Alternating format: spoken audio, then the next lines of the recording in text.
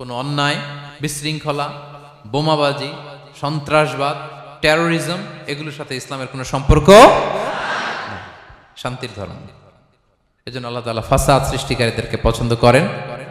কোনো ধরনের বাজে কথা, মন্দ কথা, অশালীন কথা, অশ্লীল কথা আমরা মুখ দিয়ে উচ্চারণ করব। কোনো ধরনের বাজে স্ট্যাটাস, মন্দ স্ট্যাটাস, অশালীন স্ট্যাটাস আমরা ফেসবুকে দিব। আসসালামু আলাইকুম ওয়া রাহমাতুল্লাহি তাআলা ওয়া বারাকাতুহু। نحمده ونصلي على رسوله الكريم أما بعد فأعوذ بالله من الشيطان الرجيم بسم الله الرحمن الرحيم وقاتلوا في سبيل الله الذين يقاتلونكم ولا تعتدوا إن الله لا يحب المعتدين صدق الله العظيم رب اشرح لي صدري ويسر لي أمري واحلل عقدة من لساني يفقه قولي বাংলাদেশি মুসলিম কমিউনিটি মালয়েশিয়ার আয়োজনে ইউনিভার্সিটি সায়েন্স মালয়েশিয়ার এই খুলিয়া দেওয়ান খুলিয়ার এই থিয়েটার হল রুমে আজকে পেনাং কনফারেন্স 2023 যারা আপনারা উপস্থিত হয়েছেন তাদের সবাইকে জানাচ্ছি আন্তরিক শুভেচ্ছা এবং অভিনন্দন। আহলান ওয়া সাহলান ওয়া মারহাবান বিকুম ফি হাযা আল-লিকা আত-তাইয়িব আল-মুবারাক। শুরুতে আমরা আল্লাহ রাব্বুল ইজ্জা ওয়াল জালালের দরবারে শুকরিয়া জ্ঞাপন করছি যে আল্লাহ রাব্বুল ইজ্জা ওয়াল জালাল আমাদেরকে একটি চমৎকার জায়গায়, চমৎকার একটি পরিবেশে কিছু দিনই কথা শুনবার জন্য একত্রিত হওয়ার সুযোগ দিয়েছেন। আমরা সবাই পড়ছি কালিমাতুশ শুকুর আলহামদুলিল্লাহ। আল্লাহ রাব্বুল ইজ্জা ওয়াল জালালের দরবারে শুকরিয়া জ্ঞাপনের পাশাপাশি আমি আজকের এই প্রোগ্রামের অর্গানাইজিং কমিটি যারা আছেন তাদেরকে আমি অন্তরের অন্তঃস্থল থেকে শুকরিয়া জানাতে চাই। বিশেষ করে আজকের এই হল রুম পাইয়ে দেওয়ার ক্ষেত্রে আমাদের এখানে ডক্টর আজিম, রাইট, মাশাআল্লাহ, ডক্টর আজিম এখানে উপস্থিত আছেন। পেনাংয়ের বিভিন্ন পর্যায়ের বাংলাদেশি প্রবাসী ব্যবসায়ী ভাইরা আছেন, তারপর এখানে ভলান্টিয়ার্স ভাইরা আছেন এবং সিকিউরিটির দায়িত্বে একটা পোশাকি বাহিনী এখানে আছেন। আমি প্রত্যেককে অন্তরের অন্তঃস্থল থেকে শুকরিয়া জানাই। এবং এই যে আমরা মাগরিবের আগে বসলাম, আমরা আমাদের নিয়ত খালেস করে নিই যে এই একটি ঘন্টা আমরা আল্লাহর জন্য ব্যয় করব, কিছু শিখবার জন্য, নিজের জীবনকে পরিবর্তন করবার জন্য। তাহলেই আমাদের এত আয়োজন। এই যে সকালে আমরা ফজরের আজানোর 1 ঘন্টা আগে উঠে আমরা রওনা হয়েছি, কুয়ালালামপুর থেকে এসেছি, আপনারা অনেক দূর দূরান্ত থেকে এসেছেন। আমাদের এই আশা বসা এটা কাজে লাগবে। আমরা কামনা করি আল্লাহ তাআলা আমাদের এই আশাকে, এই বসাকে, এই একত্রিত হওয়াকে, এই কোরআনের এই মিলন মেলাকে আমাদের নাজাতের ওয়াসিলা বানাক। আমরা ইউনিভার্সিটি সায়েন্স মালয়েশিয়ার এই হলরুমে যেমনি সবাই একত্রিত হয়েছি, আল্লাহ তাআলা সেই জান্নাতুল ফেরদাউসেও যেন তার মেহমান হয়ে আমরা একত্রিত হতে পারি। আল্লাহ তাআলা আমাদেরকে তৌফিক দান করুক। সম্মানিত ভাইয়েরা, আপনারা সবাই সুস্থ আছেন তো? আলহামদুলিল্লাহ। আল্লাহ তাআলা আপনাদের সবাইকে ভালো রাখুন, সুস্থ রাখুন, নিরাপদে রাখুন, তার সন্তুষ্টির পথে অবিচল রাখুন। কালামুল্লাহ মাজিদে আল্লাহ তাআলা জানিয়ে দিয়েছেন 7 শ্রেণীর ব্যক্তিকে তিনি অপছন্দ করেন। কয় শ্রেণীর?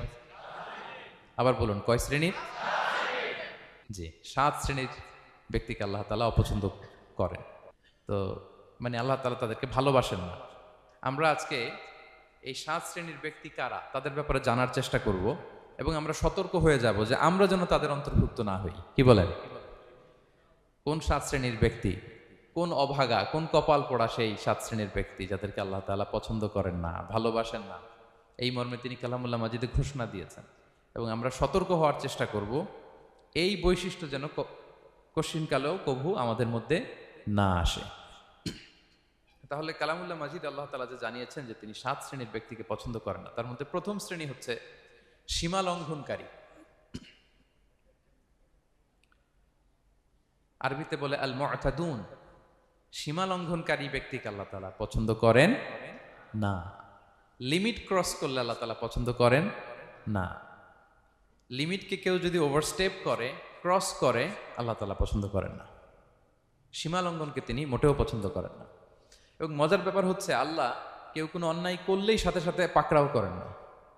কেউ ভুল করলেই আযাব দেন না। কেউ নাফরমানি করলেই আযাব পাঠান না। আল্লাহ অনেক সময় দেন, অনেক সময় দেন। শুধরে যাবার অনেক টাইম সে পায়, তারপরও যখন সে লিমিট ক্রস করে তখন আল্লাহ ধরেন। আল্লাহ সব সময় ধরে না, ধরলে ছাড়ে না। ধরে ধরে ধরে না, ধরলে আল্লাহ ছাড়ে না, আল্লাহ সবসময় ধরবে না।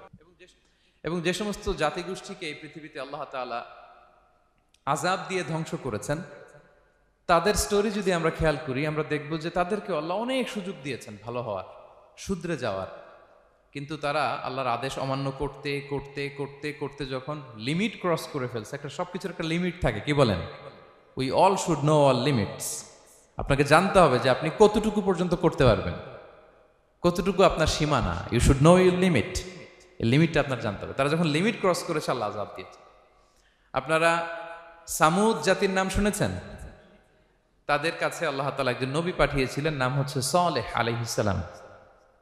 আল্লাহ নবী সালেহ আলাইহিস সালাম, তিনি তাদেরকে দাওয়াত দিলেন যে হে আমার জাতিগোষ্ঠীর লোকেরা, এক আল্লাহর ইবাদত করো।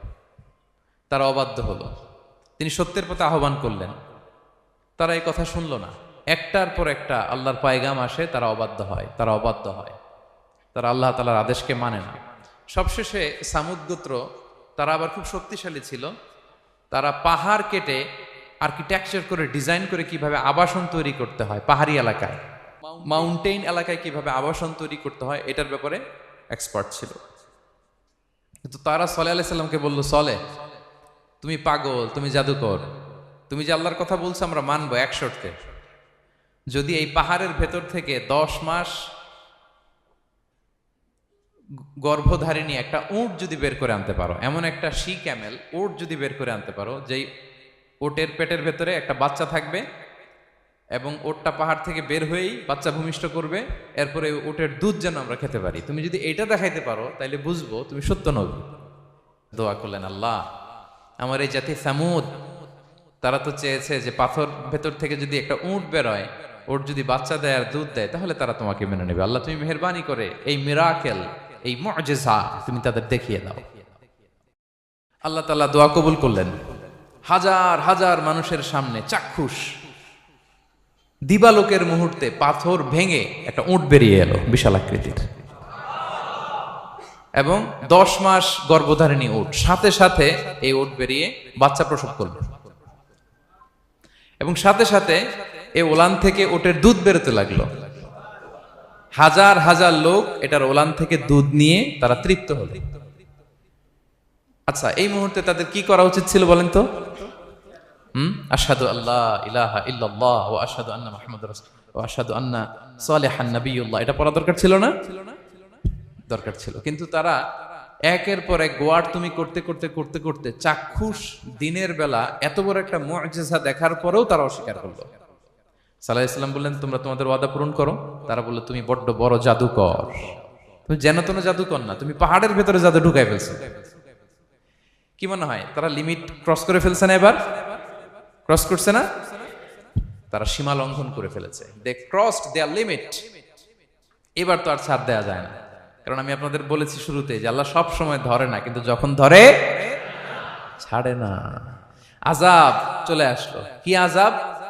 আর্থকোয়েক, রাজফা, পুরো ভূখণ্ড কেঁপে উঠলো। কেঁপে ওঠার সাথে সাথে সব মাটিতে পড়ে গেল।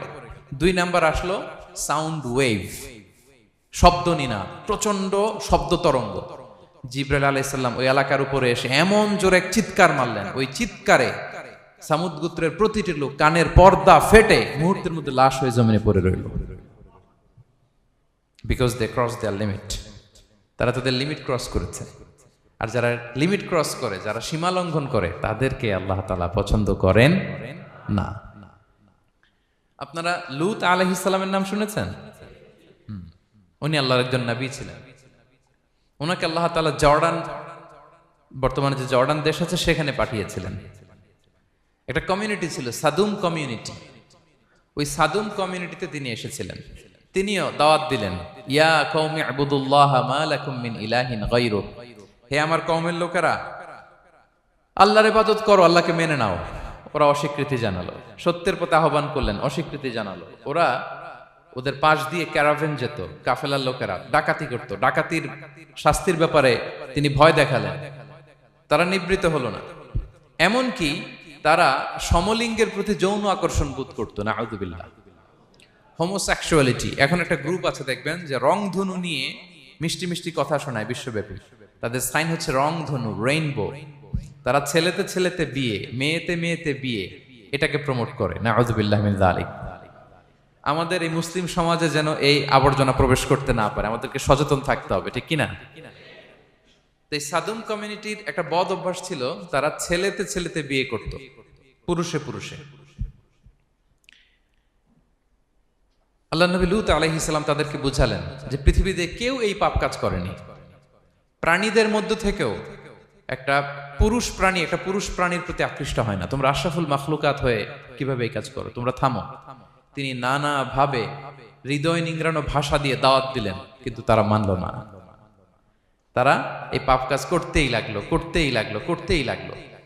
আল্লাহ তাআলা ফেরেশতা পাঠিয়েছিলেন ওনার কাছে পুরুষের আকৃতিতে। তারা এই আল্লাহর পাঠানো ফেরেশতাদের সাথে এই অপকর্ম করার প্ল্যান করেছিল। তারা মনে করেছিল সাধারণ মানুষ, আসলে এগুলো ছিল কি আল্লাহর ফেরেশতা। তো আল্লাহর ফেরেশতার সাথে যেহেতু এরকম পাপ কাজের চিন্তা করেছে, তার মানে দে ক্রস দেয়ার লিমিট। কি বলেন? সীমা লঙ্ঘন করে ফেলছে। আযাব, পানিশমেন্ট তাদের জন্য অবধারিত হয়েছে। আল্লাহ তাআলা শাস্তি দিলেন। কি শাস্তি দিলেন? সিম্পল। জিবরাইল আলাইহিস সালাম এসে পুরো শহরটাকে উঠাইয়া উল্টায় ফেলে দিলেন। আল জাযাউ মিন জিনসিল আমাল, যে যেরকম পাপ করে তার শাস্তি এরকম। ওরাও স্বাভাবিক মানুষের যে নেচার, এটার উল্টায় ফেলছে। কি বলেন? পুরুষ আকৃষ্ট হবে, সেক্সুয়াল অ্যাট্রাকশন ফিল করবে নারীর প্রতি, নারী পুরুষের প্রতি। এই যে নেচারকে উল্টাইছে না, আল্লাহকে তোদের শহরটারে উল্টাই দিলাম। জিবরাইল আলাইহিস সালাম এসে পুরো সাদুম শহরটাকে আকাশে উঠিয়ে একটা আছাড় মারলেন, আপসাইড ডাউন। উপরের অংশ চলে গেল নিচে, সব মাটির অতল গহ্বরে। ফাজআলনা আলিয়াহা সাফিলাহা ওয়া আমতারনা আলাইহিম মিন সিজারাতিন মিন সিজিলিম মানদুদ। আল্লাহ বললেন উপরের অংশ নিচে নিয়ে নিলাম, পুরো শহরটারে উল্টে দিলাম, আর পাথর বৃষ্টি বর্ষণ করলাম, সব শেষ। ওই জায়গাটা আজও আছে, ওইটা জর্ডান এবং ইসরায়েলের সীমান্তে। এটাকে এখন বলে মৃত সাগর, আল বাহরুল মাইয়িত আরবিতে, ইংরেজিতে বলে ডেড সি। কি সি? Dead sea. মৃত সাগর কেন? কারণ ওখানে কোনো প্রাণী জন্মায় না। ওই সাগরে কোনো মাছ নাই, কোনো ব্যাঙ নাই, এমনকি কোনো শ্যাওলাও নাই। গজবের জায়গা। লবণের density at least 10 times more than the natural sea. সাধারণ সাগরের পানিতেই তো কত লবণ, আমরা মুখে নিলে রাখতে পারি এত লবণ। ওইটার চেয়ে কমপক্ষে 10 গুণ বেশি লবণাক্ত। গজবের জায়গা, আযাবের জায়গা। এবং আযাব কেন এসেছে? They cross their limit. তারা সীমা লঙ্ঘন করেছে। আর ইন্নাল্লাহা লা ইউহিব্বুল মুতাদিন, আল্লাহ তাআলা সীমা লঙ্ঘনকারীকে পছন্দ করেন না। আরেকজন নবীর কথা বলে এই পয়েন্টটা শেষ করি। মুসা আলাইহিস সালাম, ফেরাউনের হেদায়েতের জন্য আল্লাহ তাআলা মুসা আলাইহিস সালামকে পাঠিয়েছিলেন। তিনি নানাভাবে তার ভাইকে নিয়ে দাওয়াত দিতে লাগলেন, কিন্তু ফেরাউন এই কথা মানে না। ফেরাউন বলে তুমি যে নবী, প্রমাণ কি? মুসা আলাইহিস সালাম বলেন দেখো এই যে আমার হাতে লাঠি। উনি এমন নবী ছিলেন, উনি লাঠি মাটিতে রেখে দিলে ওটা মুহূর্তে সাপ হয়ে যেত। তো মাটিতে তিনি লাঠি রাখলেন, এটা মুহূর্তে সাপ হয়ে গেল, যে এই যে আমি নবী। মানে না, বললেন আরো কিছু দেখা। তো মুসা আলাইহিস সালাম বগলের এখান থেকে হাত উঁচু করলে নূরের ঝলকানি হাতের মধ্যে দেখা যেত। উনি নূরের ঝলকানি দেখালেন, এরপরও মানে না। এরকম একটার পর একটা আল্লাহ নবী মুসা আলাইহিস সালাম মুআজিজা দেখাতে লাগলেন, কিন্তু ফেরাউন মানে না। শুধু মানে না এতটুকুই না, সবশেষে আল্লাহ নবী মুসা আলাইহিস সালামকে অ্যাসাসিনেশন, হত্যার পরিকল্পনা করলো তারা, যে বনি ইসরাইল মুসা এবং মুসার অনুসারী যারা আছে দুনিয়া থেকে সরাই দিতে হবে। ধরো মুসারে, ধরো মুসার অনুসারীদের ধরো। ধাওয়া পাল্টা ধাওয়া শুরু হলো। আল্লাহ নবী মুসা আলাইহিস সালাম বনি ইসরাইলকে নিয়ে বাঁচার জন্য ছুটলেন। ছুটতে ছুটতে সামনে লোহিত সাগর। দেখেন, একে তো আল্লাহর বিধান মানে নাই, এরপরে একটার পর একটা মুআজিজা আসলো, সেটাও মানে নাই। এখন নবীরে হত্যার জন্য ছুটছে। কি মনে হয় সীমা লঙ্ঘন হয়েছে? একটু হয়েছে না অনেক? আল্লাহু আকবার। আল্লাহ বলেন ফাআগরাকনাল আখারিন, আমি মুসা এবং বনি ইসরাইলকে বাঁচাই দিলাম, ফেরাউন সহ তার দলবলকে সাগরে ডুবাই মারলাম। শুধু ডুবাই মারে নাই, আল্লাহ বলে ফাল ইয়াউমা নুনাজ্জিকা বিবাদানিকা লিতাকুনা লিমান খালফাকা আয়া। ফেরাউনকে লোহিত সাগরে তো ডুবিয়েছেই। আল্লাহ বলেন ফেরাউন, তোর অনুসারী যারা পৃথিবীতে থাকবে, তোর চালা চামুন্ডা যারা থাকবে, তোর খালাতো ভাই চাচাতো ভাই যারা দুনিয়াতে বেঁচে থাকবে, তাদের জন্য তোর লাশটারে আমি শুটকি বানিয়ে রাখলাম। Up to the day of judgement, কিয়ামত পর্যন্ত ফেরাউনের লাশটা মিশরের জাতীয় জাদুঘরে ড্রাই বডি হিসেবে আছে। আমি নিজে দেখে এসেছি নিজ চোখে, মমিফাইং করে ছুটকি বানায় রাখছে। এভাবে পৃথিবীতে যতগুলো জাতিগোষ্ঠীকে আল্লাহ তাআলা আযাব দিয়ে ধ্বংস করেছে, তার কারণ হচ্ছে সীমা লঙ্ঘন। তার কারণ কি? প্রিয় ভাইরা, আমরা যেন আমাদের লাইফস্টাইলের দিকে একটু খেয়াল করি যে এই সীমা লঙ্ঘনের কাতারে আমরা চলে আসলাম কিনা, আমরা চলে আসলাম কিনা আমাদেরকে খেয়াল রাখতে হবে। আল্লাহ তাআলা সীমা লঙ্ঘনকারীকে পছন্দ করেন না। ইন্নাল্লাহা লা ইউহিব্বুল মু'তাদিন, তিনি সীমা লঙ্ঘনকারীদেরকে পছন্দ করেন না। এমনকি রাসূলুল্লাহ সাল্লাল্লাহু আলাইহি ওয়াসাল্লামের বায়োগ্রাফি যদি আমরা খেয়াল করি, আমরা দেখব যে তিনি যখন যুদ্ধের জন্য অভিযান পরিচালনা করতেন, দল পাঠাতেন, সেনাবাহিনী পাঠাতেন, তখন তাদেরকে বলতেন, খবরদার যুদ্ধের ময়দানে সীমালঙ্ঘন করো না, সীমালঙ্ঘন করো না, খবরদার। যুদ্ধে যদি কেউ হেরে যায়, বন্দীদের সাথে খারাপ আচরণ করো না। ওরা হেরে গেছে বন্দী, আপনি চাইলে তার কান কেটে দিতে পারবেন, নাক কেটে দিতে পারবেন, আকৃতি বিকৃতি করতে পারবেন না। বিষ্ণু ইসলাম বললেন, খবরদার সীমালঙ্ঘন করো না। যেখানে যুদ্ধে গিয়েছো ওই এলাকার শিশুদেরকে মেরো না, ওই এলাকার নারীদেরকে মেরো না, ওই এলাকার পাদ্রীদের গায়ে হাত তোলো না। সন্ন্যাসীতে যারা ইবাদত করে ওদের তো দোষ নাই, সিভিলিয়ান নাগরিক, তাদের গায়ে হাত তোলো না, খবরদার। গবাদি পশুর গায়ে হাত তুলবে না, এগ্রিকালচারাল প্রোডাক্ট জ্বালিয়ে দিও না। সুবহানাল্লাহি বিহামদি, কি রহমতের নবী ছিলেন। সীমা লঙ্ঘন যেন না করে বিষ্ণু ইসলাম অভিযান প্রেরণের আগে তিনি স্পষ্ট বলে দিতেন, খবরদার কেউ সীমা লঙ্ঘন করবে না। যারা তোমাদের বিরুদ্ধে অস্ত্র তুলেনি তাদের বিরুদ্ধে অস্ত্র তোলা যাবে না, কারণ ইন্নাল্লাহা লা ইউহিব্বুল মু'তাদিন, আল্লাহ তাআলা সীমা লঙ্ঘনকে পছন্দ করেন না। প্রিয় ভাইরা, তাহলে যে 7 শ্রেণীর ব্যক্তিকে আল্লাহ তাআলা পছন্দ করেন না, তার প্রথমটা আমরা জেনে গেলাম, তারা কারা? সীমা লঙ্ঘনকারী। আমি কিন্তু প্রায় এরকম জিজ্ঞেস করব এবং সব শেষে আপনাদেরকে নিয়ে রিভাইজ করব। তাহলে 1 নম্বরে আমরা পেলাম তারা কারা। মেহেরবানি করে সবাই বলবেন একসাথে, তারা কারা? তারা সীমা লঙ্ঘনকারী, তারা তাদের লিমিট ক্রস করে, তাদেরকে আল্লাহ তাআলা পছন্দ করে না। সো আমরা আমাদের লাইফের সাথে একটু মিলিয়ে নেই যে আমরা আমাদের কোন ক্ষেত্রে সীমা লঙ্ঘন করি কিনা একটু খেয়াল করেন। আমার যে দায়িত্ব আছে আমি কি সীমা লঙ্ঘন করি কিনা? আমার স্ত্রী আমার দায়িত্বে, তার সাথে সীমা লঙ্ঘন করি কিনা?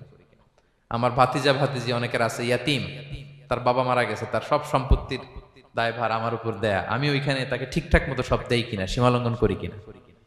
হ্যাঁ, ক্ষমতা পেলে সীমা লঙ্ঘন করি কিনা? কি মনে হয় আমরা ক্ষমতা পেলে সীমা লঙ্ঘন করি কিনা? হ্যাঁ, করে করে হ্যাঁ, মানে যেইখানে ডাক্তারের কাছে যাই বলে, ডাক্তার সাহেব আমার এইখানে ফোড়া, সারা দেহের যেই কোনো জায়গায় ধরতে পারেন, এইখানে ধরেন না, তো এইখানে না ধরলে ভালো হবে? ফোড়া যেখানে, ট্রিটমেন্ট তো ওইখানে দিতে হবে, কি বলেন? রোগ যেখানে ওষুধও সীমা লঙ্ঘন। দায়িত্ব পেলে আমরা সীমা লঙ্ঘন করি। এমনকি আমরা যারা ইবাদত করি, অনেকে ইবাদতেও সীমা লঙ্ঘন করি, ইবাদতেও না। ভারসাম্য থাকতে হবে, পরিমিতি বোধ থাকতে হবে। এবং মজার ব্যাপার হচ্ছে আল্লাহ তাআলা দোয়া এবং জিকিরের ক্ষেত্রে এই কথাটা উল্লেখ করেছেন যে তোমরা দোয়া জিকিরের ক্ষেত্রে সীমা লঙ্ঘন করো না। আল্লাহ তাআলা বলেন, উদউ রাব্বাকুম তাদাররুআ ওয়া খুফিয়া ইন্নাহু লা ইউহিব্বুল মু'তাদিন। তোমরা আল্লাহকে ডাকো কেমন ভাবে? তাদাররুআ ওয়া খুফিয়া, সবিনয়ে গোপনে, সবিনয়ে ডাকো, চুপিসারে ডাকো, গোপনে গোপনে ডাকো, অল্প আওয়াজে ডাকো। কারণ কি? ইন্নাল্লাহা লা ইউহিব্বুল মু'তাদিন, আল্লাহ সীমা লঙ্ঘনকারীদেরকে পছন্দ করেন না। তাহলে আপনি যদি দোয়া করেন আল্লাহর কাছে, যখন জিকির করবেন বিনীতভাবে, চুপিসারে, সবিনয়ে, বিষ্ণু ঈসা ইসলাম যেভাবে শিখিয়েছেন ওইভাবে জিকির করবেন। নাকি জিকির করতে করতে মানুষের কাঁধে উঠবেন? উঠবেন না? ওঠে ওঠে, হ্যাঁ ওঠে। দেখেন আল্লাহ তাআলা যেইখানে 3 ফোঁটা দেওয়া দরকার 3 ফোঁটা দেয়, যেখানে 1 ফোঁটা ওইখানে 1 ফোঁটা দেয়। আল্লাহ তাআলা ইন্নাহু লা ইউহিব্বুল মু'তাদিন, আল্লাহ সীমা লঙ্ঘনকে পছন্দ করেন না। এই কথাটা ঢুকাইছে কোথায়? দোয়া আর জিকিরের মধ্যে। কারণ আল্লাহ জানে আল্লাহর কিছু বান্দা থাকবে, তারা দোয়া এবং জিকিরের সময় কি করবে? সীমা লঙ্ঘন করবে। মাঝে মাঝে কিছু ভিডিও ক্লিপসে দেখা যায় জিকির করতে করতে আরেকজনের কাঁধের উপরে, যিনি জিকির পরিচালনা করতেছে তার মাথার উপরে। এখন আমি ওয়াজ করতেছি, আপনি যদি লাফাইতে লাফাইতে এসে আমার উপরে পড়েন, হ্যাঁ মাইকের উপরে যদি এসে পড়েন, আমার অবস্থা হবে কি? লাফাতে লাফাতে উপরে উঠে যায়, নিজে ইনজুর্ড হয়, পাশের শ্রোতাকে ইনজুর্ড করে, যিনি আলোচনা পরিচালনা করতেছে তাকে ইনজুর্ড করে। এরকম আছে না নাই? ইন্নাহু লা ইউহিব্বুল মু'তাদিন। আল্লাহ তাআলা সীমা লঙ্ঘনকে পছন্দ করেন না। তাহলে আমাদের প্রত্যেকের উচিত আমাদের লিমিট জানা, আমরা যেন আমাদের কখনো লিমিটকে ক্রস না করি প্রিয় ভাইরা। এটা প্রতিটি ক্ষেত্রে, ইভেন ইবাদতে আমরা যেন সীমা লঙ্ঘন না করি। এই পয়েন্টটা মনে থাকবে আপনাদের? আচ্ছা, তাহলে 2 নম্বরে আমরা চলে যাই। 2 নম্বরে যে শ্রেণীকে আল্লাহ তাআলা পছন্দ করেন না তারা হচ্ছে জালিম বা অত্যাচারী। জালিম বা অত্যাচারী, যারা জুলুম করে তাদেরকে আল্লাহ তাআলা পছন্দ করেন না। আল্লাহ তাআলা বলছেন ফাআম্মাল্লাযীনা কাফারু ফাউআযিবুহুম আযাবান শাদীদান ফিদ দুনিয়া ওয়াল আখিরা ওয়া মা লাহুম মিন নাসিরিন। যারা দুনিয়াতে কুফরি করবে কঠিন শাস্তি দুনিয়াতেও আখিরাতেও। ওয়া আম্মাল্লাযীনা আমানু ওয়া আমিলুস সলিহাতি ফায়ুওয়াফিহিম উজুরাহুম। আর যারা ঈমান আনবে সৎকর্ম করবে তাদের প্রতিদান আমি আল্লাহ বুঝিয়ে দেব। ওয়াল্লাহু লা ইউহিব্বুয যালিমিন। তবে জেনে রাখো আল্লাহ তাআলা জালিমিনদেরকে পছন্দ করেন। তাহলে 2 নম্বরে পাওয়া গেল কাদেরকে পছন্দ করে না? আপনি যদি কারো প্রতি জুলুম করেন তাহলে আপনি জালেম, সে হচ্ছে মাজলুম। সে কি? মাজলুম। মজলুম আপনার ক্ষমা না করলে আল্লাহ তাআলা আপনার ক্ষমা করবে না। মজলুম যদি ক্ষমা না করে আল্লাহ তাআলা কঠিন কালো আপনাকে ক্ষমা করবে না। এজন্য জুলুম যেন আমরা কখনো না করি প্রিয় ভাইরা। জুলুম শুধু আল্লাহ তাআলা আমাদের উপরই হারাম করেনি, আল্লাহ নিজের উপর হারাম করছে। জুলুম শুধু আমাদের জন্যই হারাম না, আল্লাহর জন্য হারাম। আল্লাহ তাআলা বলেন হাদিসে কুদসিতে, ইয়া ইবাদি, হে আমার বান্দারা, ইন্নী হারামতু যুলমা আলা নাফসি, আমি জুলুমকে আমি আল্লাহ নিজের উপরে হারাম করেছি। ওয়া জাআলতুহু বাইনাকুম মুহাররামা, এবং এই জুলুমকে তোমাদের উপর হারাম করেছি। ফালা তাযালামু, তোমরা একে অপরের উপর জুলুম করো না। জুলুম শুধু আমাদের উপরই হারাম না, আল্লাহ নিজের উপরও হারাম করেছেন। তাহলে জুলুমের সাথে কি মুমিনের কোনো সম্পর্ক থাকতে পারে? পারে না। এবং আল্লাহ তাআলা কখনো কোনো বান্দার উপর জুলুম করেন না। ওয়া আন্নাল্লাহা লাইসা বিযাল্লামিন লিল আবিদ, তিনি তার বান্দার উপর জুলুম করেন না।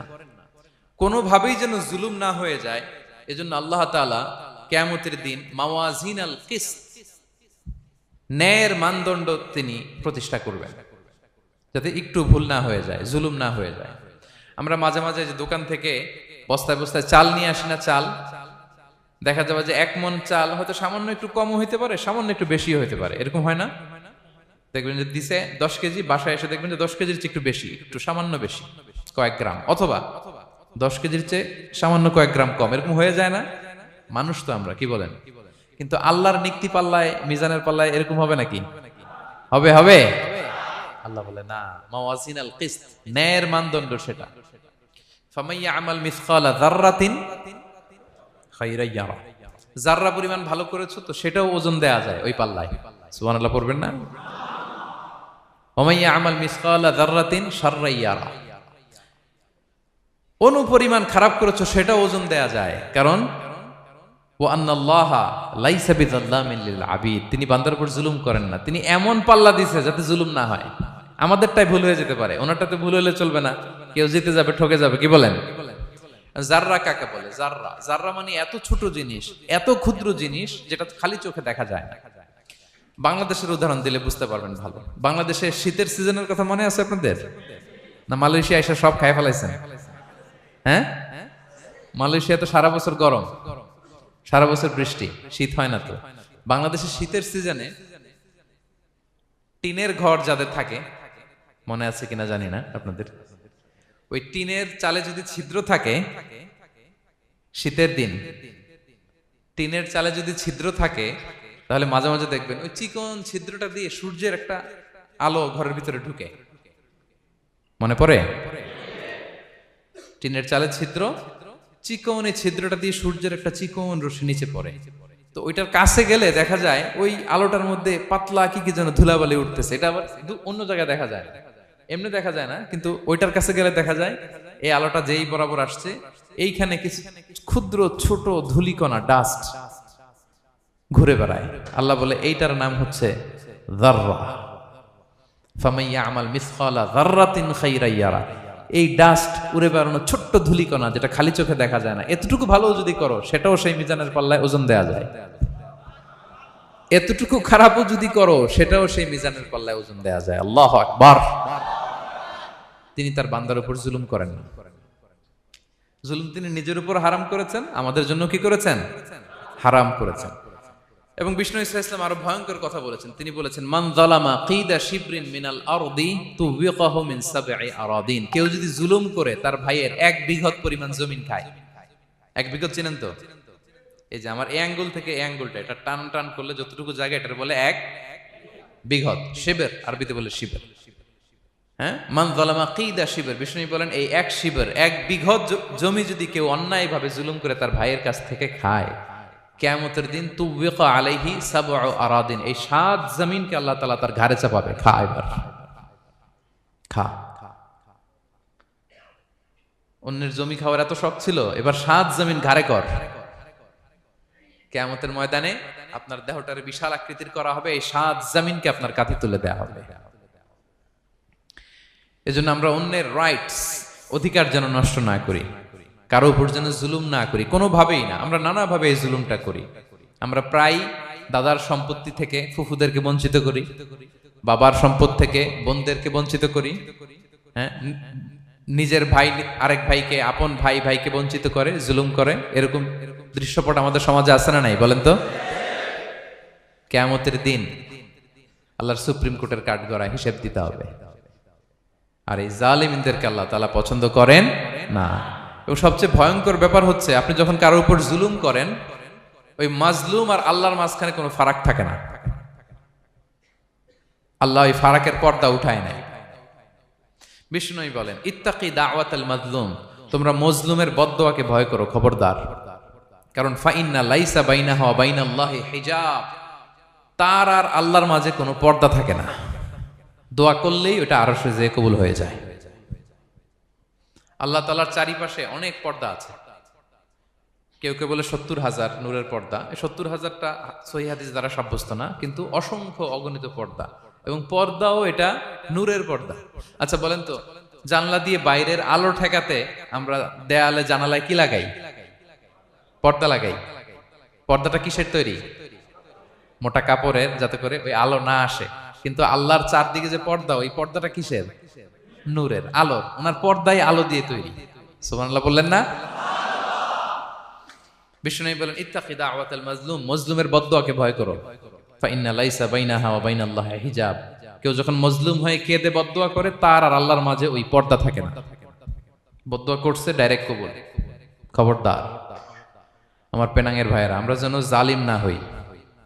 In it's any form, operation in it's any form, যেই কোনো ভাবে, যেই কোনো ক্ষেত্রে, যেই কোনো ধরনের হইতে পারে জুলুম। কাউকে আপনি ছোট্ট কোনো কাজে ঠকালেন, বন্টন নীতিতে ঠকালেন, হ্যাঁ, জমি মেরে দিয়ে ঠকালেন, আমানত মেরে দিয়ে ঠকালেন, ইন ইটস এনি ফর্ম যদি জুলুম করে থাকেন, খবরদার।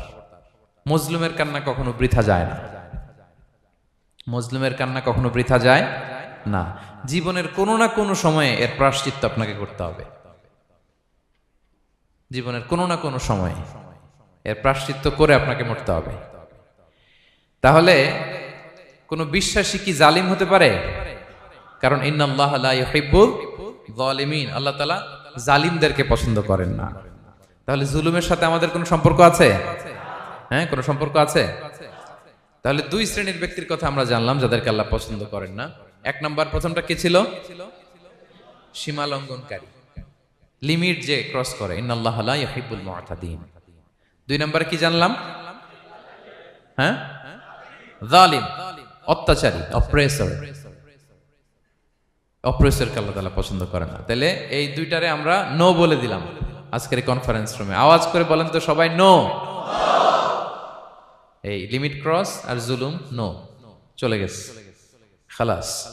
এবার 3 নাম্বারে দেখি আল্লাহ কাদেরকে পছন্দ করেন না। 3 নাম্বারে আল্লাহ তাআলা অহংকারী, দাম্ভিক লোককে পছন্দ করেন না। অহংকারী, আমাদের তো অহংকার টহংকার নাই না? আছে? অহংকার আছে? কিসের অহংকার বলেন? টাকার, আর ক্ষমতার, আর সৌন্দর্যের, আর হ্যাঁ পাওয়ার, সোশ্যাল পাওয়ার, এই যে অহংকার, অহংকারের খাঁচা থেকে মুক্ত রাখো আমাদেরকে তুমি প্রভু হয়ে, পড়েন আমিন।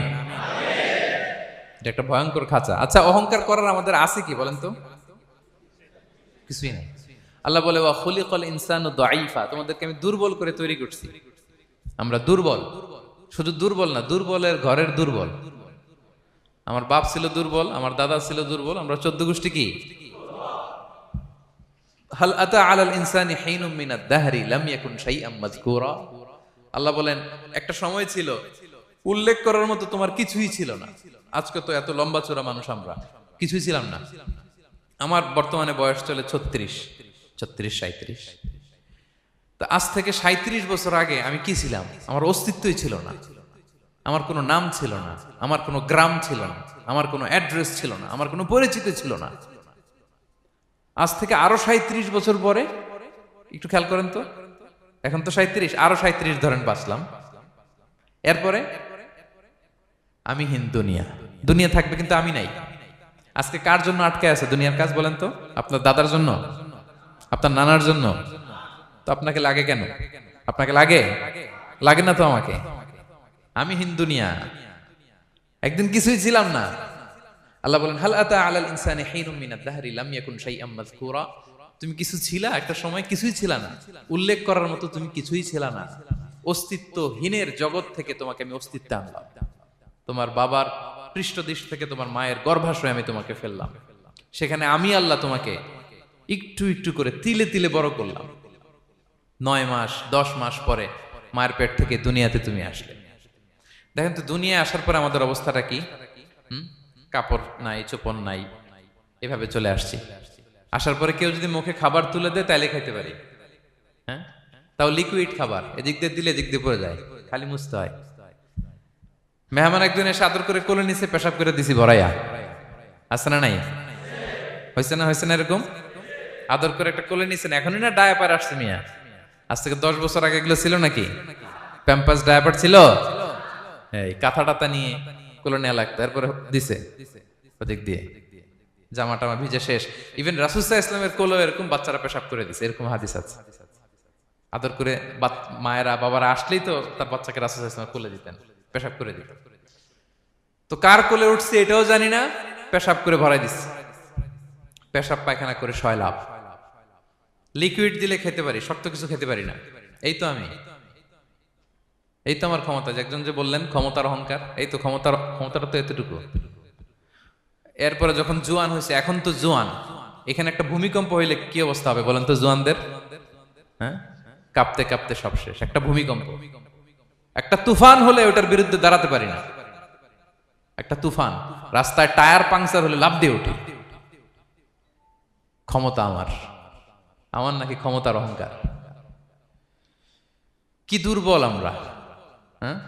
কুকুর আমাদেরকে কামড় দিলে আমরা কুকুরের কামড়ও দিতে পারি না, ঠিক কিনা? মশা যে কামড়া, এটা ধরতে না পারলে কিছু করতে পারি? কামড় মাইরা দিছে দৌড়। বল্লা পোকা আইসা যদি কামড় দিয়ে দৌড় দিয়ে কিছু করতে পারেন? তো কিসের কিসের ক্ষমতা আপনার? এরপর আবার যদি 70-80 বছর হায়াত পাই, আবার আগের মতো যেখানে বসি ওইখানেই ডাইরেক্ট, আছে না নাই? বয়স যখন 80 হয়ে যায় আর থাকে শরীরের কন্ট্রোল, আবার যেখানে বসে ওইখানেই পেশাব পায়খানা। খাবার দিলে খাইতে পারি, পিঠটা বাঁকা হয়ে কুজু হয়ে গেছে, এর নাকি আবার অহংকার? সাজে অহংকার, সাজে অহংকার, সাজে একজনের। আওয়াজ করে বলতে হবে তিনি কে? 3 নম্বরে অহংকার, দাম্ভিককে আল্লাহ পছন্দ করেন না। প্রিয় ভাইরা, আল্লাহ বলেন কারুনের ঘটনাকে আল্লাহ এখানে এনেছেন। আল্লাহ বলেন ইন্না কারুনা কানা মিন কওমি মূসা। কারুন ছিল মুসা আলাইহিস সালামের কওমের লোক, মুসা আলাইহিস সালামের কাজিন ছিল মূলত। কারুন নামে একজন সম্পদশালী ছিল। মিশরের রাজধানী কায়রো থেকে 100 কিলো দূরে ফাইউম নামে একটা জেলা আছে, ওখানে তার বাড়ি ঘর। আমি দেখে এসেছি, কয়েকবার গিয়েছে। তো ফাবাগা আলাইহিম, সে মানুষের উপর চড়াও হলো। ওয়া আতাইনাহু মিনাল কুনুজি মা ইন্না মাফাতিহাহু লাতানু বিল উসবাতি উলিল কুওয়া। আল্লাহ বলেন এই কারণকে আমি এত সম্পদ দিয়েছি, এত বেশি ছিল তার সম্পদ, সম্পদগুলো যে সে আলমারির ভিতরে রাখতো, ওই আলমারির যে চাবি হইতো, এই চাবিগুলোরে ওজন করার জন্য, কাঁধে নেওয়ার জন্য 10 জন পেশি শক্তি পুরুষ লাগতো। আলমারি রাখার জন্য না, কি রাখার জন্য? আলমারি ভর্তি যে সোনা দানা গহনা, ওইটা হচ্ছে চাবি। ওই চাবিগুলা বহন করতে একদল পেশি পুরুষ লাগতো, এত সম্পদ। তো তাকে এলাকার লোকেরা বলেছিল, খলালাহু কওমুহু লা তাফরাহ, হে কারণ তুমি গর্ব করো না। কারণ তাকে বলছিল মুসা আলাইহিস সালাম যাকাত দাও, সে বলতেছে আমি যাকাত দিব কেন, এই সম্পদ তো আমার। ইন্নামা উতিতুহু আলা ইলমিন ইনদি, আমি আমার বুদ্ধি খাটায় এই সম্পদ কামাইছি, আমার সম্পদ আমি খাবো, আমি যাকাত দিব কেন। আল্লাহ বলেন ইন্নাল্লাহা লা ইউহিব্বুল ফারিহিন, কারণ তুমি অহংকার করলে আমি আল্লাহ অহংকারকে বরদাস্ত করি না, অহংকারীদেরকে আমি আল্লাহ পছন্দ করি না। আমি অহংকারকে পছন্দ করি না, অহংকারকে আল্লাহ তাআলা পছন্দ করেন না। কি হয়েছিল কারণের নসিবে? আল্লাহ বলেন ফাখাসাফনা বিহি ওয়া বিদারিহিল আরদ ফামা কানা লাহু মিন ফিআতি ইয়ানসুরুনাহু মিন দুনিল্লাহ ওয়া মা কানা মিনাল মুনতাসিরিন। আল্লাহ বলেন সে যখন অহংকার দেখালো, আমি কারুনকে আর কারুনের সব সম্পদ মাটির ভেতরে দাবিয়ে দিলাম, মুহূর্তেই দাবিয়ে দিলাম। সহিহ বুখারীতে এসেছে ইয়াতাজালজালু ফিল আরদ, প্রতিদিন 1 বিঘত করে কারণ জমিনের ভিতরে যেতেই থাকবে, যেতেই থাকবে, যেতেই থাকবে কিয়ামতের আগ পর্যন্ত। আল্লাহু আকবার। কারণ অহংকার করেছিল। আল্লাহ বলে আমি অহংকারীদের পছন্দ করি না। সূরা লোকমানে আল্লাহ বললেন ওয়ালা তুসাইর খাদ্দাকা লিন্নাস, মানুষ থেকে মুখ ফিরিও না। ওয়ালা তামশি ফিল আরদা মারাহা, জমিনে অহংকার ভরে হেঁটো না। ইন্নাল্লাহা লা ইউহিব্বু কুল্লা মুখতালিন ফখুর, আল্লাহ তাআলা অহংকারীদেরকে, দাম্ভিকদেরকে পছন্দ করেন না। এই যে আমি বলছি যে 7 শ্রেণীর লোককে আল্লাহ পছন্দ করেন না, এটা আমার মন গড়া বানানো কথা। প্রতিটি কথার পেছনে কোরআনের যুক্তি আছে। কোরআনে আল্লাহ তাআলা বলছেন আল্লাহ অহংকারীদেরকে পছন্দ করেন না। ইংরেজিতে কি বলে? ইগো আছে আমাদের, হ্যাঁ ইগো, এটা ছেড়ে ফেলতে হবে, অহংকার করা যাবে না। আমার প্রিয় ভাইয়েরা একটু মনোযোগী হন, এই আয়াতের তাফসীরটা একটু সংক্ষেপে বুঝিয়ে দেই। আল্লাহ তাআলা বলছেন ইন্নাল্লাহা লা ইউহিব্বু কুল্লা মুখতালিন ফখুর, আল্লাহ কোন মুখতাল আর ফাখুরকে পছন্দ করেন না। মুখতাল আর ফাখুর মানে কি? মুখতাল মানে যে অহংকার করে মনে মনে।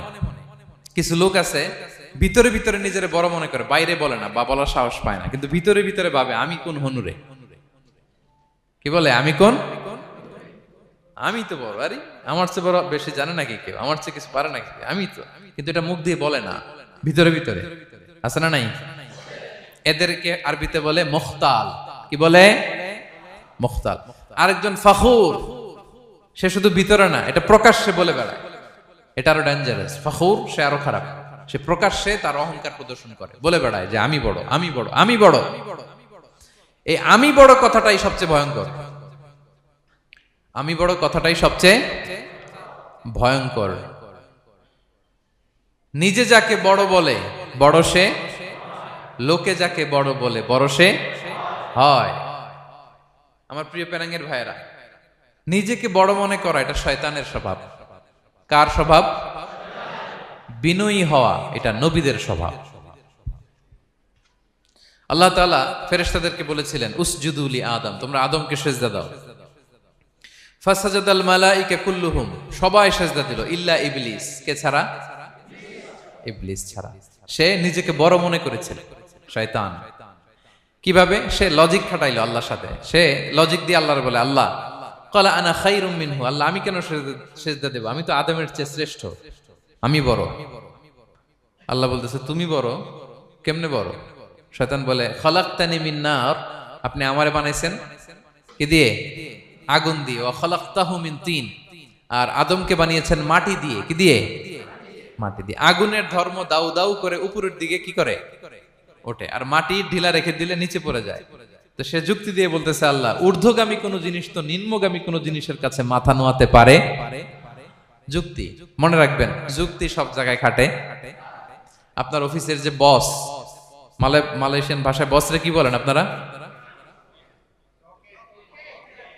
ওকে,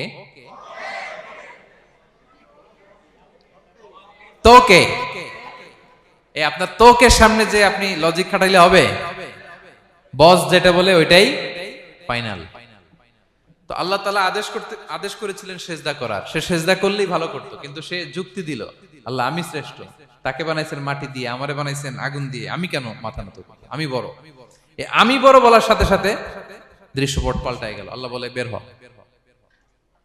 ফাখরুজ, বের হ, তুমি অভিশপ্ত, তুমি লানত প্রাপ্ত, তোমার স্থান হবে জাহান্নাম। তুমি নিজেকে বড় মনে করেছ, তাইলে বড় মনে করা এটা শয়তানের স্বভাব। কার স্বভাব? তা আমরা নিজেকে বড় মনে করব কখনো? আরো জোরে বলেন, করব? বিষ্ণু ঈসা ইসলাম নিজে নিজে ছোট থাকতে চাইতেন। তিনি দোয়ায় বলতেন, আল্লাহুম্মা জাআলনি ফি আইনি সাগীরা ওয়া ফি আ'য়ুনিন নাসি কাবীরা। আল্লাহ, আমার চোখে আপনি আমারে ছোট বানান, আল্লাহ মানুষের চোখে আপনি আমারে বড় বানান। বিশ্বনবী নিজের চোখে নিজে ছোট থাকতেন, কিন্তু গোটা বিশ্বের মানুষের চোখে বড় হয়েছেন না? কত বড়? রাফা'না লাকা যিকরাক। আল্লাহ বলে, আমি যেখানে অতটুক পর্যন্ত উঠাইছি আপনারে। কোন নবীর নিচে উপরে? কথা বলেন, কোন নবীকে শেষ পর্যন্ত উঠাইছে? সুবহানাল্লাহ। নবী হে, আমি যদ্দূর আপনার উঠাইছে অদ্দূর, ওই পর্যন্ত নিয়ে গেছে সাক্ষাতের জন্য। সুবহানাল্লাহ। প্রত্যেক নামাজে বিশ্বনবীর উপর দুরূদ আছে না নাই? কিয়ামত পর্যন্ত বিশ্বনবীর প্রতি ভালোবাসা আমাদের পক্ষ থেকে আছে না নাই? আছে। আল্লাহ তাআলা ওনাকে বড় করেছেন। এজন্য নিজের চোখে আমরা নিজে ছোট থাকবো। আপনি যদি বড় হন, এটা মানুষ বলবে। কে বলবে? নাকি আপনিই বলবেন? বলা যাবে না। এবং বিষ্ণু ঈসা ইসলাম কিছু টেকনিক আমাদের শিখিয়েছেন, কিছু টেকনিক আমাদের জানিয়েছেন। এই কাজ করলে তোমরা অহংকার থেকে মুক্ত থাকতে পারবে। এর মধ্যে একটা হচ্ছে আগে আগে সালাম দেওয়া।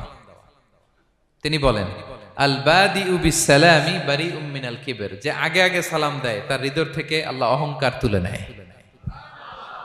আগে সালাম দিয়ে পারবেন? ফোন করলেই আগে কি বলবেন? বাসায় ঢুকেই আগে কি বলবেন? স্ত্রীকে আগে সালাম দিবেন, বন্ধুকে আগে সালাম দিবেন, বাসার কাজের লোকটাকে আগে সালাম দিবেন, আপনার ড্রাইভারকে আগে সালাম দিবেন, বাসার দারোয়ানটারে আগে সালাম দিবেন। ফকির একটা আসলে আপনি সালাম দিয়ে ফেলবেন। পারবেন?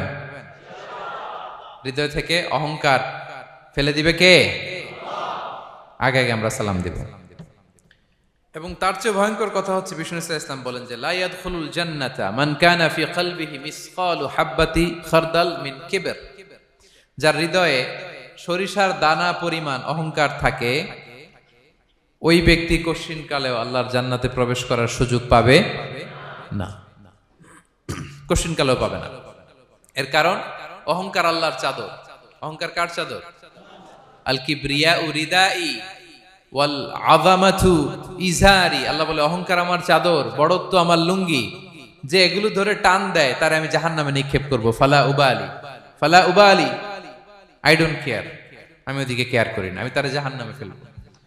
সো অহংকার আমাদের সাজে না। আমি শুরুতেই তো বললাম, আমাদের লাইফ সার্কেলটা একটু দেখাইলাম না, যে ছিলাম কই, অস্তিত্বহীন থেকে দয়া করে মায়া করে তিনি আমাকে অস্তিত্বে এনেছেন। কত ছোট্ট, কত ক্ষুদ্র, কত নগণ্য, কত দুর্বল ছিলাম আমরা। আবার যৌবনের একটা পিরিয়ড কাটিয়ে, যৌবনের সময় তো কতটা দুর্বলতা বললাম, আবার সে দুর্বল, মানে দুর্বল থেকে দুর্বল। এই হচ্ছে আমাদের লাইফ স্টোরি, লাইফ হিস্ট্রি। তাহলে অহংকার আমাদের সাজে। অহংকার তার সাজে যার কোনো ক্ষয় নাই, যার কোনো লয় নাই, যার কোনো অভাব নাই। হ্যাঁ, গোটা বিশ্ব তার মুখাপেক্ষী, তিনি কারো মুখাপেক্ষী না। ঠিক কিনা? গোটা বিশ্ব তার কাছে ঠেকা, তিনি কারো কাছে ঠেকা না। ঠিক কিনা? গোটা বিশ্ব তাদের সার্ভাইভালের জন্য তার প্রতি মুখ থুবড়ে পড়ে থাকে, তিনি কারোর জন্য বসে থাকা লাগে। অহংকার সাজে তার। আর এই আল্লাহর অহংকারের চাদর ধরে যে টান দেয়, আল্লাহ বলে, ওরা আমি জাহান্নামে ফেলবো, আর তাদেরকে আমি পছন্দ করি না। আল্লাহ তাআলা অহংকারীদেরকে পছন্দ করেন না।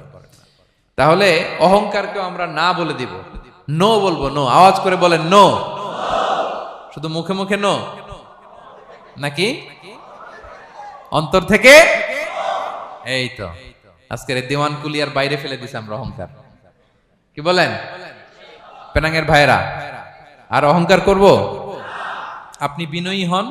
মান তাওয়াদা তারাফা। বিষ্ণু বলেন, যে নিচু হয় আল্লাহ ওর টাইনা উঁচু করে। আপনি বিনয়ী হবেন, আল্লাহ আপনার উঁচু করবে। আর আপনি উঠতে চাবেন, এক থাপ্পড় মেরে জমিনে আল্লাহ মিশাই দিবে। এজন্য বড়ত্ব, দাম্ভিকতা এটা আল্লাহর পোশাক। আমরা যেন তার পোশাক ধরে টান না দেই। এই পয়েন্টটা কি সবার কাছে ক্লিয়ার? আচ্ছা, কয়টা গেল? এক নম্বরে কি ছিল? হ্যাঁ, সীমা লঙ্ঘনকারীকে আল্লাহ তাআলা পছন্দ করেন না। দুই নাম্বার, এই তো মনে রাখছেন, মাশাআল্লাহ, অনেক এনার্জেটিক অডিয়েন্স, খেয়াল রাখছে। আর শুরুতে বলছিলাম তো, মনে রেখে দিছে এজন্য, যে ধরবে তো মাঝখানে। আচ্ছা, জালিমকে আল্লাহ পছন্দ করেন না। এইমাত্র যেটা বললাম, 3 নাম্বার, অহংকারী ব্যক্তিকে আল্লাহ পছন্দ করেন না। 4 নাম্বার হচ্ছে অপচয়কারী বা অপব্যয়কারী। অপচয়কারী বা অপব্যয়কারী, এই শ্রেণীর ব্যক্তিকে আল্লাহ তাআলা পছন্দ করেন। আল্লাহ বলেন, কুলু ওয়াশরাবু ওয়ালা তুসরিফু, তোমরা খাও পান করো, কিন্তু ওয়ালা তুসরিফু, তোমরা অপব্যয় করো না।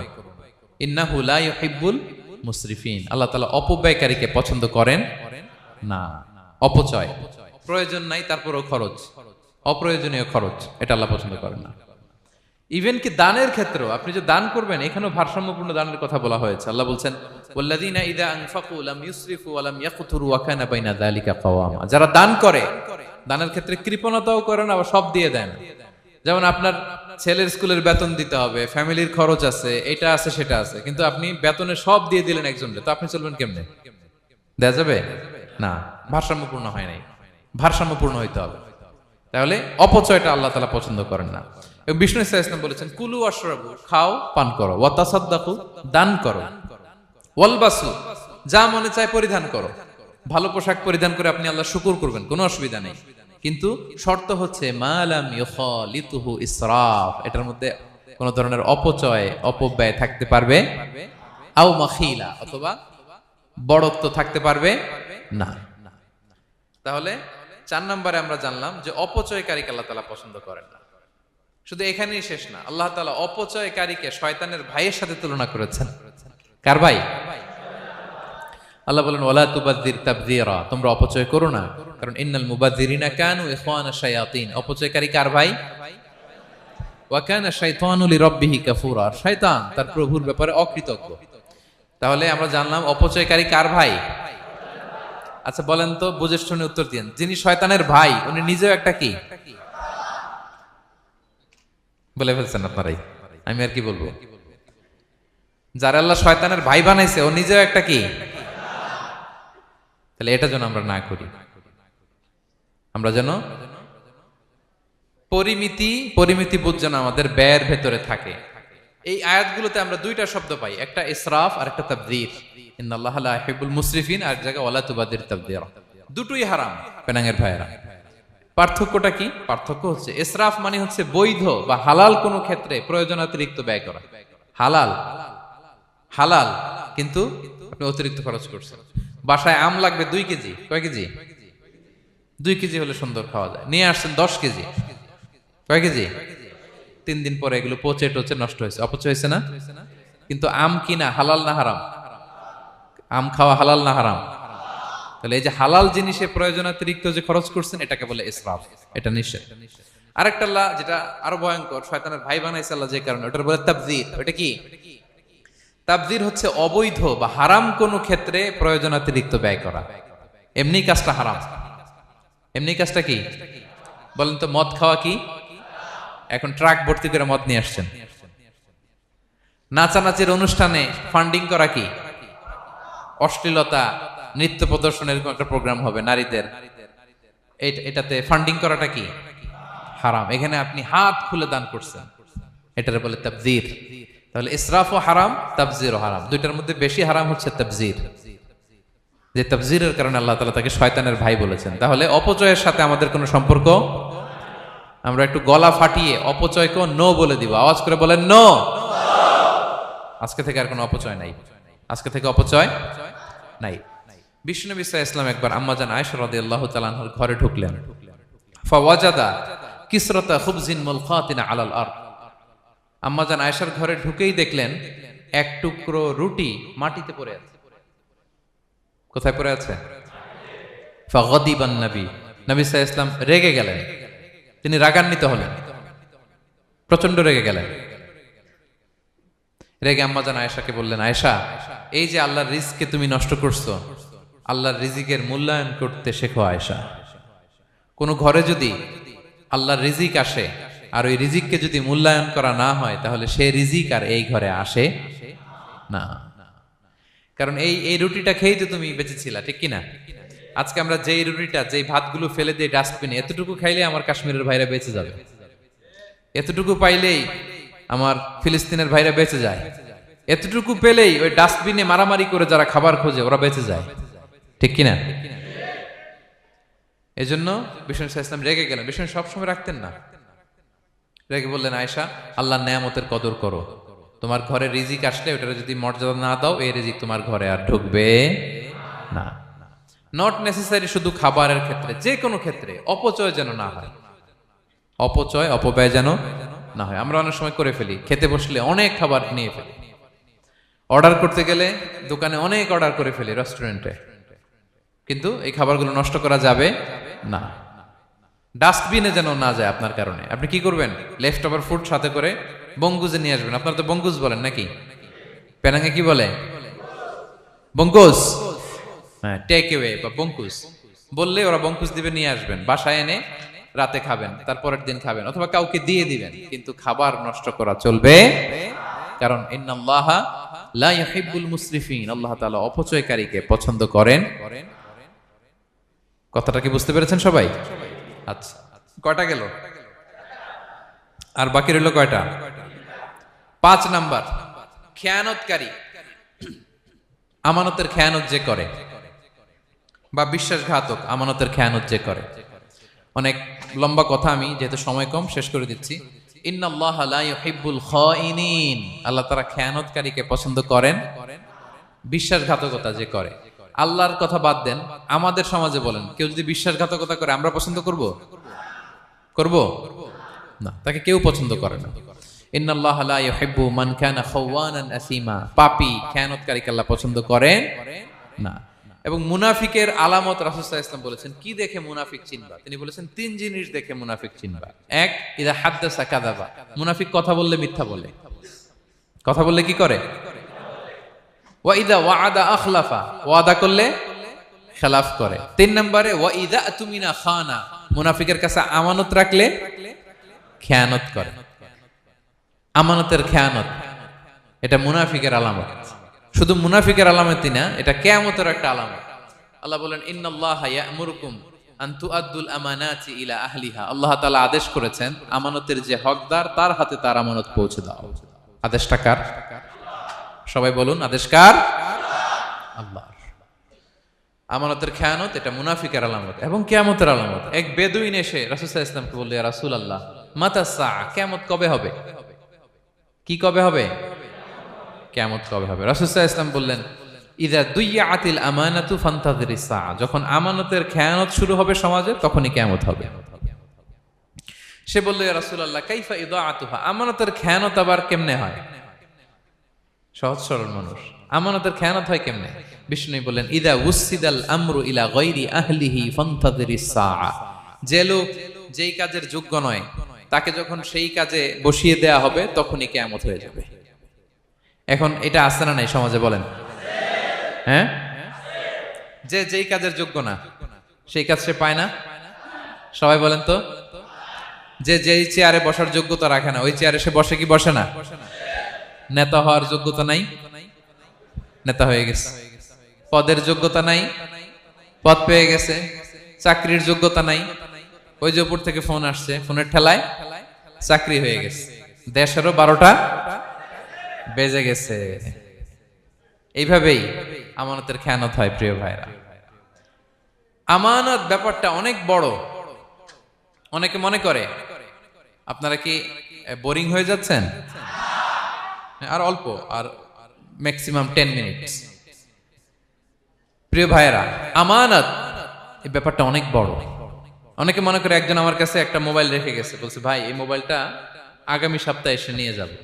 তো অনেকে মনে এইটাই শুধু আমানত, অনেকে ভাবে। বা 10,000 রিঙ্গিট রেখে বলল, 3 দিন পরে এসে আমি টাকাটা তোমার কাছ থেকে নিব। তো আপনি দিয়ে দিলেন, এটা তো আমানতদার হলেনি। কিন্তু শুধু এতটুকু আমানত নয় প্রিয় ভাইয়েরা আমার। আল্লাহ তাআলা আমাদেরকে যা দান করেছেন তার সবই আমানত, সবকিছুই আমানত। এই যে আমাকে আল্লাহ জ্ঞান দিয়েছেন, এই জ্ঞানটা আমানত। যাদেরকে আল্লাহ পরিচিতি দিয়েছেন, পরিচিতি এটা আমানত। আমার অর্থ, আমার সন্তান, আমার ক্ষমতা, আল্লাহর দেয়া প্রতিটি নিয়ামতি আমানত। এবং এই আমানতের ব্যাপারে আল্লাহ তাআলা জিজ্ঞেস করবেন। আপনি একটা প্রতিষ্ঠানের প্রধান, এই প্রতিষ্ঠান আপনার কাছে আমানত। আপনি মসজিদের সভাপতি, এই মসজিদ আপনার কাছে আমানত। আপনি চেয়ারম্যান, এই ইউনিয়ন পরিষদটা আপনার কাছে আমানত। কি বলেন? আপনি MP, member of the parliament, এই নির্বাচনী এলাকাটা আপনার কাছে আমানত। আপনি রাষ্ট্রপ্রধান, পুরো রাষ্ট্রের প্রতিটি ইঞ্চি আপনার কাছে কি? এই আমানতের খেয়ানত যখন হবে, বিষ্ণু বললেন তখনই কিয়ামতের অপেক্ষা করো, ফান্তাযিরিস সাআহ, কিয়ামত হয়ে যাবে। তাহলে খেয়ানতকারীকে আল্লাহ তাআলা পছন্দ করেন না, আমানতের খেয়ানতকে পছন্দ করেন। আর আমানত এটা ব্যাপক বিষয়। আমার জ্ঞান, আমার ক্ষমতা, আমার পরিচিতি, আমার সন্তান, আমার স্ত্রী, সবকিছু আমানত। এবং এগুলোর ব্যাপারে আল্লাহ তাআলা আমাদেরকে জিজ্ঞেস করবেন। কয়টা গেল? তাহলে খেয়ানতকে আমরা নো বলে দিব। আওয়াজ করে বলেন নো। একটা সাথে আমাদের সম্পর্ক নেই। 6 নম্বরে হচ্ছে ফাসাদ সৃষ্টিকারী, বিশৃঙ্খলা সৃষ্টিকারী। সমাজে যারা বিশৃঙ্খলা সৃষ্টি করে তাদেরকে আল্লাহ পছন্দ করেন না। আল্লাহ বলেন ইন্নাল্লাহা লা ইউহিব্বুল মুফসিদিন। আল্লাহ তাআলা ফাসাদ সৃষ্টিকারীদেরকে কখনো পছন্দ করেন না। সমাজে নানাভাবে, সামাজিকভাবে ফাসাদ, রাজনৈতিকভাবে ফাসাদ, অর্থনৈতিকভাবে ফাসাদ, এই যত ফাসাদ বিশৃঙ্খলা আছে এগুলোর হোতা যারা, তাদেরকে আল্লাহ পছন্দ করে না। নানাভাবে দেখবেন যে সমাজে অনেকে ফাসাদ সৃষ্টি করে। আমাদের বাংলাদেশে কিছুদিন আগে কাঁচামরিচের দাম বেড়ে গেছে না? কেমনে বাড়লো? নিশ্চয়ই কেউ সিন্ডিকেট করছে, নিশ্চয়ই কেউ মজুদদারি করছে, নিশ্চয়ই এখানে কেউ ফাসাদ তৈরি করছে, ঠিক কিনা? প্রতিটি সেক্টরে আপনি খুঁজে দেখবেন ফাসাদ, হ্যাঁ, মারামারি, বিশৃঙ্খলা, ফাসাদ। এই কিছুদিন আগে এক নির্বাচনের প্রার্থীকে ধরে পিটাইছে, সবাই দেখলাম আমরা, তাই না? এটা ফাসাদ হয়েছে না? বিশৃঙ্খলা হয়েছে না? এই আপনি যদি ধরে ধরে বলেন, পরিবারে, সমাজে, রাষ্ট্রে, অর্থনীতিতে, বাজারে, প্রতিটি জায়গায় ফাসাদ আছে না নাই? আল্লাহ তাআলা বলেন ইন্নাল্লাহা লা ইউহিব্বুল মুফসিদিন। এই ফাসাদ সৃষ্টিকারীকে আল্লাহ তাআলা পছন্দ করে না। মদিনাতে এই যে টিকিটের দাম, সুন্দর কথা বলছেন, টিকিটের দাম বাড়ায় যারা দেয়, সেম গোস টু দেম, তাদেরও একই কথা, ফাসাদ সৃষ্টিকারী আর মুফসিদুন। এই যে আমাদের হাজিদের এত টাকা লাগে কেন? 50,000 টাকার টিকিট হয়ে গেছে কয় লাখ? 2 লাখ, কয় 1 লাখ। হজে যারা গেছে 1,95,000 টাকা করে পড়ছে একজনের টিকিট। কিয়ামতের দিন আল্লাহর সুপ্রিম কোর্টের কাঠগড়ায় তোমাকে দাঁড়াতে হবে, পাই টু পাই সেদিন হিসেব নিয়ে আল্লাহ তাআলা ছাড়বেন, ঠিক কিনা? সেদিন হবে আসল খেলা। এখন তো আমরা মাইক পেলেই বলি খেলা হবে, কিন্তু আসল খেলা কবে? লক্ষ লক্ষ কোটি মানুষের সামনে আল্লাহ তাআলা আপনার এই গোমর ফাঁস করে দিবেন। আল্লাহ তাআলা আপনাকে অপমানিত করে ছাড়বেন। তাই কোনো ফাসাদের সাথে, বিশৃঙ্খলার সাথে মুমিনের কোনো সম্পর্ক থাকতে পারে না। মদিনায় মুনাফিকেরা এই ফাসাদ তৈরি করত। যখন তাদেরকে বলা হতো তোমরা ফাসাদ করো কেন, ওয়া ইযা কিলা লাহুম লা তুফসিদু ফিল আরদ ক্বালু ইন্নামা নাহনু মুসলিহুন। তারা বলতো আরে ফাসাদ কে, আমরাই তো ভালো মানুষ, আমরাই তো ভালো মানুষ, আমরাই তো ভালো কাজ করি। আল্লাহ বলে না, আলা ইন্নাহুম হুমুল মুফসিদুনা ওয়ালাকিন লা ইয়াশউরুন। ওরাই ফাসাদ সৃষ্টিকারী, ওরাই ফাসাদ সৃষ্টিকারী, ওরাই সমাজে বিশৃঙ্খলা সৃষ্টিকারী। ওদের ভেতরে এক, বাইরে আরেক, তার নাম মুনাফিক, ঠিক কিনা? মুনাফিকের সহজ সংজ্ঞা কি জানেন? ভিতরে লালন করে একটা, অনুভূতি বা ভাবে একটা, কিন্তু মুখ দিয়ে বলে, তার মানে ভেতরে এক, বাইরে আরেক, তার নাম দুই মুখ সাপেরা। এদিকে যায় বলে আপনার লগে আছে, আপনি খুব ভালো, ওদিকে যায় বলে আরে না না, উনি কি, উনি তো খুব খারাপ মানুষ, আপনি অনেক সবচেয়ে ভালো, আমি আপনার সাথে আছি। এরকম ডাকাইতে আছে না নাই? দুমুখ সাপ, ডাবল স্ট্যান্ডার্ড, নেহি এদার নেহি ওদার, দারমিয়ান মে সাদার বাদার, ডানেও না বায়েও না, মাঝখানে সদর বদর। বুঝেন? দুই নৌকার মধ্যে 2 পা দিছিলেন কখনো? কয় দিছি। অবস্থা কি হয়েছিল তোমার বলো? হ্যাঁ, পয়রা গেছিল? পড়বে। দুই নৌকায় দুই পা দেওয়া যায় না, হয় এই পা এদিকে নিয়ে আসতে হবে না ওদিকে চলে যেতে হবে, দুই পা দিলে এই উল্টায় পড়বে। মুনাফিকদের স্বভাব এটা, দুমুখ সাপ, ডাবল স্ট্যান্ডার্ড মেনটেন করে, টু ফেসড পার্সোনালিটি এরা, যেদিকে বৃষ্টি ওদিকে ছাতা, উপরে ফিটফাট ভিতরে সদরঘাট।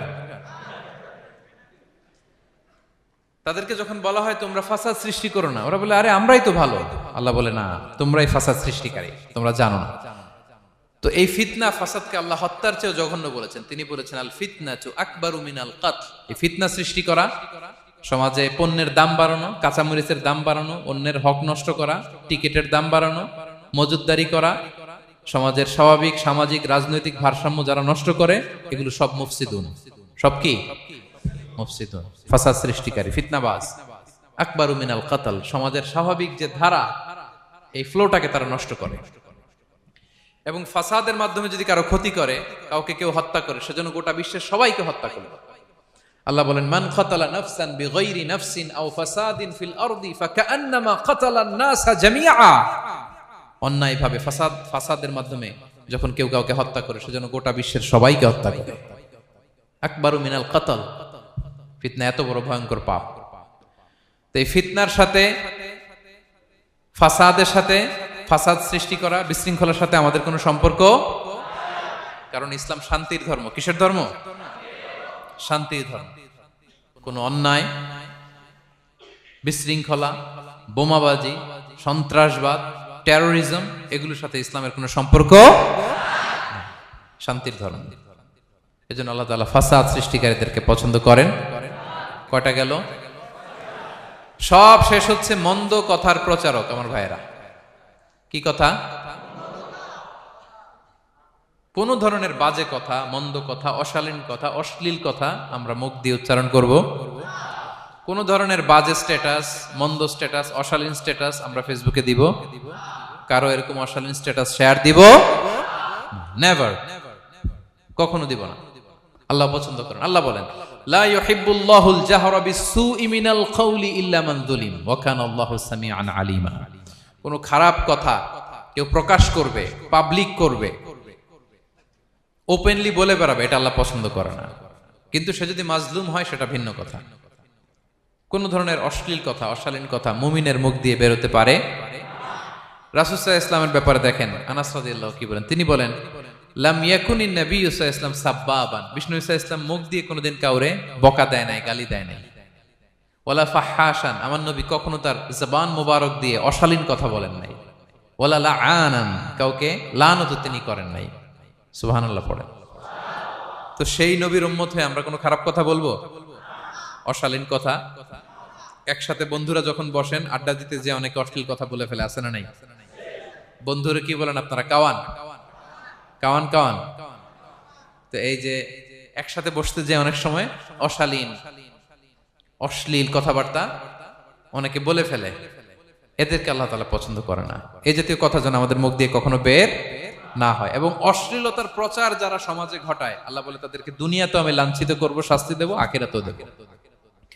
আল্লাহ তাআলা বলছেন ইন্নাল্লাযীনা ইউহিব্বুনা আন তাশিআল ফাহিশাতু ফিল্লাযীনা আমানু লাহুম আযাবুন আলীম ফিদ দুনিয়া ওয়াল আখিরাহ। যারা চায় মুমিনদের মাঝে অশ্লীলতা ছড়িয়ে পড়ুক, তাদেরকে দুনিয়া আখিরাতে আমি লাঞ্ছিত করে ছাড়ব। দুনিয়ায় লাঞ্ছিত, আখিরাতেও লাঞ্ছিত। দুনিয়াতেও আযাব, আখিরাতেও। এজন্য অশ্লীলতার সাথে আমাদের কোনো সম্পর্ক নাই। আমরা কোনো অশ্লীল কথা যেন আমরা না বলি। এখন অশ্লীলতার সয়লাভ, নাটকের নামে, সিনেমার নামে, বিনোদনের নামে, আছে না নাই? এই যে ডিভাইস, হ্যাঁ, সয়লাভ, আপনি ঢুকবেন আর বেরোতে পারবেন না, এমন ভাবে আপনাকে এঙ্গেজ করে রাখবে। এগুলোর সাথে মুমিনের কোনো সম্পর্ক আছে না। মুমিন যেটাই করবে ওটা হালাল পন্থায় করবে, ঠিক কিনা? তাই কোনো অশ্লীলতাকে আমরা শেয়ার দিব না। সোশ্যাল মিডিয়ায় কোনো অশ্লীল ভিডিও দেখবো না, শেয়ারও দিব না। কোনো অশ্লীল নাটক, সিনেমা এগুলো আমরা দেখবো না। দিনকে দিন এটা এমন ভাবে গ্রাস করতেছে, আমাদের সমাজটাকে শেষ করে ফেলতেছে এক এক নামে। পত্রপত্রিকা আমরা দেখি এখন নতুন কি আসছে, ওটিটি প্ল্যাটফর্ম। এরপরে কি আসছে, ওয়েব সিরিজ, আছে না নাই? গত কিছুদিন আগে আমি সোশ্যাল মিডিয়া দেখলাম বিভিন্ন জনে স্ট্যাটাস দিচ্ছে তৈ তৈ তৈ তৈ তৈ, বয়াম পাখি কই। তো আমি ভাবছি হয়তো কোনো বিখ্যাত কবির কবিতা শেয়ার দিচ্ছি। আমি পরে সার্চ দিয়ে দেখি সর্বনাশ, একটা ইন্টারভিউ দেখলাম একজন, এটা নাকি কোন একটা ওয়েব সিরিজ বা মুভি এই জাতীয় কিছু একটা। তো দেখেন, কবিতার নামে, গানের নামে, সাহিত্যের নামে, সংস্কৃতির নামে, এন্টারটেইনমেন্টের নামে, বিনোদনের নামে এই অশ্লীলতার সয়লাভ, ঠিক কিনা? এই অশ্লীলতার সাথে আমাদের কোনো সম্পর্ক আছে? আমরা যেন মুখ দিয়ে উচ্চারণ না করি এগুলো, ঠিক কিনা? বিষ্ণু বলেন, ইন্নাল আবদা লা ইয়াতাকাল্লামু বিল কালিমাতি মা ইয়াতাবায়ানু ফিহা ইয়াজিল্লু বিহা ইলান নার আবআদা মিম্মা বাইনাল মাশরিক ওয়াল মাগরিব। বান্দা অনেক সময় মুখ দিয়ে এমন কথা মুখ ফসকে বলে ফেলে, এটা যে কত ভয়ঙ্কর, এটা যে তারা জাহান্নামে নিক্ষেপ করবে সে কল্পনাও করতে পারে না। আপনার একটা কথা থেকে আপনি জাহান্নামের অধিবাসী হতে পারেন। এই জন্য সোশ্যাল মিডিয়া ব্যবহারের ক্ষেত্রে আমরা সাবধান। যে কোনো ধরনের গুজব, মিথ্যা কথা, হক্স নিউজ, অশ্লীলতা, স্ক্যান্ডাল, এগুলোর সাথে আমাদের কোনো সম্পর্ক নাই। আমরা সব সময় যেন শালীনতার মধ্যে থাকি, সত্যের পক্ষে থাকি। কথা বুঝতে পেরেছেন? তাহলে কয় শ্রেণীর ব্যক্তিকে আল্লাহ পছন্দ করেন না? 1 নম্বরে সীমা লঙ্ঘনকারী, 2 নম্বরে জালিম, 3 নম্বরে অহংকারী, 4 নম্বর অপচয়কারী, 5 নম্বর খেয়ানতকারী, আমানতের খেয়ানত, 6 নম্বর ফাসাদ সৃষ্টিকারী, 7 নম্বর মন্দ কথা, অশ্লীল কথার যে প্রচার করে। এগুলো যারা করে এদের সাথে আমাদের কোনো সম্পর্ক, এই 7 শ্রেণীর লোককে আল্লাহ তাআলা অপছন্দ করেন। এগুলো কি আমাদের জীবনে থাকবে? এগুলো আমরা কি শুধু হল রুম থেকে বের করে দিব না পুরো জীবন থেকে? পারা যাবে? পারা যাবে? আওয়াজ করে পড়ুন ইনশাআল্লাহ। পেনাঙ্গের ভাইরা, আল্লাহ তাআলা আমাদের সবাইকে কথাগুলো বোঝার ও আমল করার তৌফিক দান করুন। এই আলোচনা যেন আমাদের নাজাতের ওসিলা হয়। আমরা এখানে যেমনি বসলাম, আবারও যেন কোনো তাফসিরুল কোরআনের ময়দানে বসতে পারে, আল্লাহ তৌফিক দান করুন। হাযা মা ইনদি ওয়াল ইলমু ইনদাল্লাহ আলাইহি তাওয়াক্কালতু ওয়া ইলাইহি উনীব। ওয়াসসালামু আলাইকুম ওয়া রাহমাতুল্লাহি তাআলা ওয়া বারাকাতুহু।